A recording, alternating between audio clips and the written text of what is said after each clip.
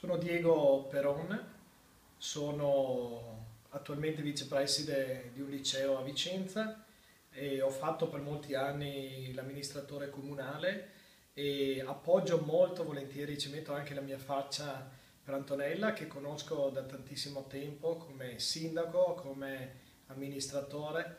Credo nelle sue capacità, nelle sue potenzialità, nella sua concretezza, nella sua grande anche abilità di mediazione. Sono sicuro che porterà avanti non solo per la nostra area bassanese di 28 comuni, ma anche per tutta la provincia di Vicenza, quello che lei ha scritto nei suoi programmi, dei programmi molto concreti, molto realistici, non fatti di favole, ma di problemi e soprattutto di soluzioni a queste problematiche.